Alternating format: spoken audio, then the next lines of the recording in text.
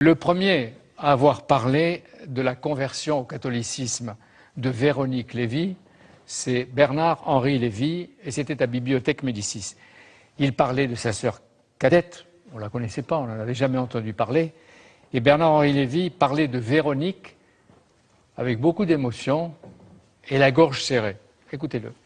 Pour la première fois, vous confiez quelques histoires de famille. Votre sœur Véronique, est-ce que j'ai le droit d'en parler, qui s'est convertie au christianisme? Vous le faites. Non, mais vous prenez le droit. Vous avez été surpris? Oui, j'ai été surpris, oui. Vous ne pouvez pas, rien faire contre son choix. Vous l'avez accompagné, le Christ. Attendez, c'est une toute petite sœur, beaucoup plus jeune que moi, mais enfin, elle est tout de même majeure. Elle fait ce qu'elle croit devoir faire. Le seul point par lequel cela me concerne, c'est...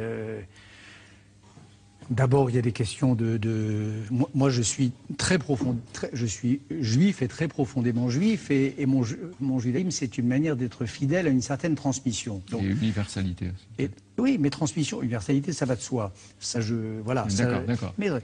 Donc, je ne peux pas m'empêcher de penser qu'en faisant ça, elle rompt une chaîne de transmission, peut-être, elle contribue à la rompre.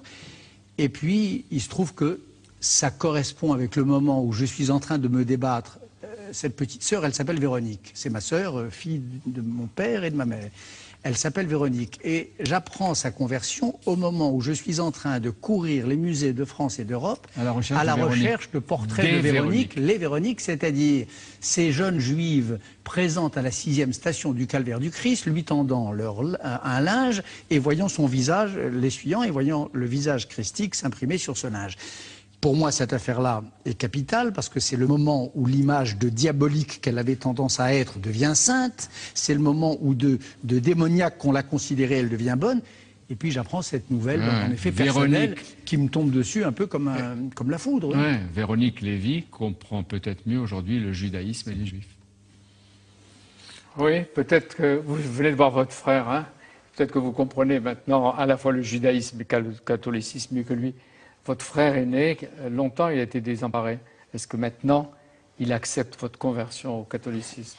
Oui, tout à fait. Il est venu le soir de mon baptême, enfin la nuit de mon baptême, la vigile pascale, et j'ai surpris une émotion et peut-être même une larme au moment où je recevais l'eau baptismale. Et il respecte en tout cas mon choix.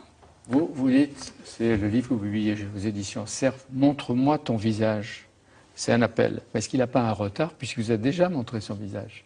L'amour de Dieu débusque tout ce qui en nous a été perdu ou qu'on a cru perdu. Donc il nous demande inlassablement de montrer notre visage. Par certaines blessures, par certaines épreuves, dans des failles, il vient nous chercher. Et chacun de nous a des failles et vous en aviez, vous le racontez dans le livre. Le 7 avril, c'était l'anniversaire de votre baptême qui a marqué tant de témoins et pas seulement votre frère, parce que vous veniez de loin. À quel moment vous êtes persuadé de l'appel du Christ? Parce que vous racontez qu'à 3 ans, puis à 6 ans, puis à 12 ans, lors du décès de votre grand-mère qui était adorée. Est-ce que vous pensiez qu'un jour, le rendez-vous aurait lieu? Alors, vous dites le mot rendez-vous. Mon père a eu cette phrase très mystérieuse avant de mourir. Véronique, ma fille, il faut qu'elle soit à l'heure au rendez-vous. Or, il voulait être seul et cette phrase était vraiment mystérieuse. Effectivement, ce livre, c'est une action de grâce. C'est une exultation. C'est vraiment remercier le Seigneur de tous ces moments. Avant d'arriver j'ai noté, oui. À toute cette langue, à tous ces arguments poétiques et religieux, et même à la limite du mysticisme. Vous faites des études d'infirmière, vous suivez des cours de théâtre, vous créez des bijoux. C'est-à-dire que longtemps, vous vous êtes cherché et vous dites même « je me livre pour me fuir de plus en plus seul. Je cherche un amour inconditionnel, je ne m'aime pas ».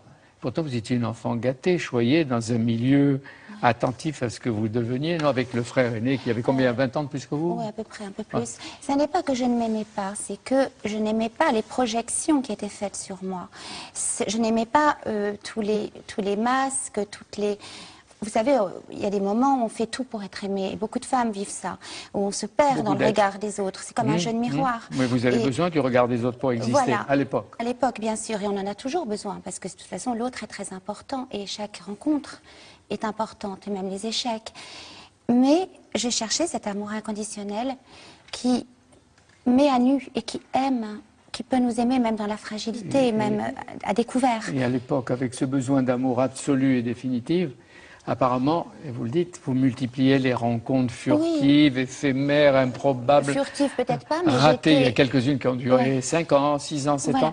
Peut-être pas autant, mais en tout cas, c'est vrai que j'étais insatisfaite et que j'allais d'homme en homme, j'étais instable, je cherchais son visage, en fait. Je sors, je découche, je rentre épuisé, ivre, errant de bar en bar, je suis passé d'un homme à l'autre, de bras en bras, et vous incitez sur les nuits amères dans un bar de la Bastille. Qui était ma deuxième maison. Oui. En fait, ce que je avec voudrais... des paumés. Voilà, mais je les aimais, ces paumés, parce qu'ils prenaient le risque de la vie et le risque de l'amour. On est dans une société où même l'amour est sous garantie. Et c'est vrai que ces gens-là, ils osaient. Ils allaient au bout d'eux-mêmes. Mais ce que j'aurais à dire, c'est que le Christ est venu effectivement me chercher déjà toute petite, sur une plage, à travers une petite fille qui avait mon âge, qui était, voilà. Et en fait, depuis l'enfance, il était là.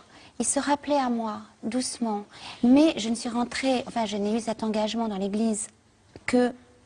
Je suis rentrée dans l'Église en 2010, j'étais baptisée en 2012, ça s'est fait plus tard, suite aussi... Et aujourd'hui, 3 ans après, vous en êtes?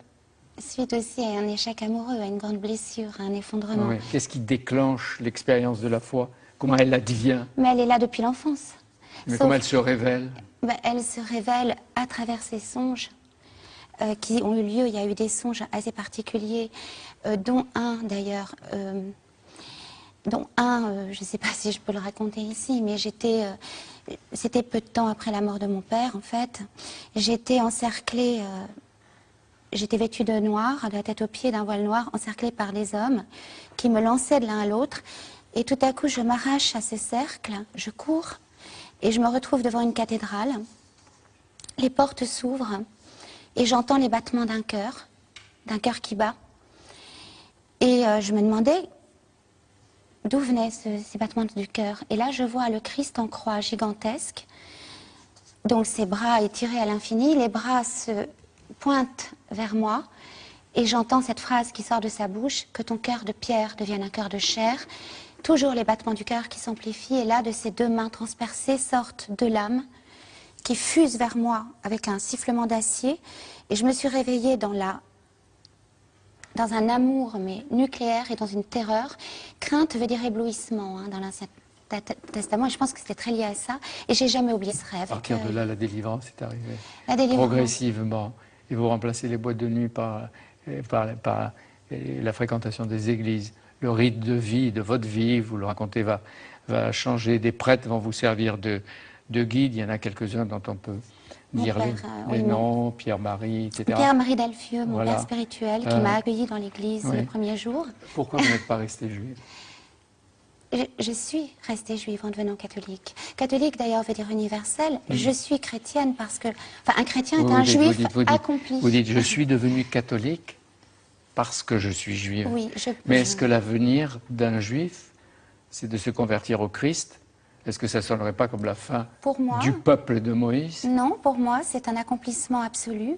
Pour moi, un chrétien, je le dis souvent, est un juif accompli.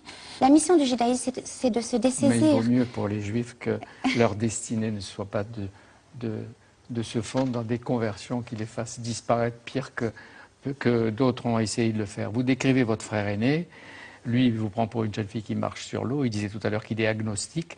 Vous n'allez pas chercher à le convertir? Si, un petit peu. Je ne peux pas m'en empêcher. Il m'arrive des fois de l'appeler, je sais qu'il est sur répondeur, pour qu'il entende le chant des moines. Et je prie beaucoup pour lui. Je prie beaucoup pour... pour lui. Désormais, vous l'en appelez à une forme d'humilité. Mais est-ce que votre présence dans les médias, sans être contrainte, à moins que vous vouliez faire du prosélytisme et nous convertir, est-ce que ce n'est pas de l'humilité spectacle? De l'humilité spectacle, d'une certaine manière... L'ostentation du mysticisme. Alors, oui, je comprends. Écoutez, en fait, j'ai toujours vécu dans l'ombre, et dans les coulisses, je trouvais ma liberté. J'étais tellement bien dans l'ombre. C'est très difficile pour moi de faire ça, mais je le fais pour le Christ. Parce que je pense que c'est... Il vous regarde et vous encourage. Je pense que c'est une façon d'être unie à lui. Comme par la prière, d'être unie à lui.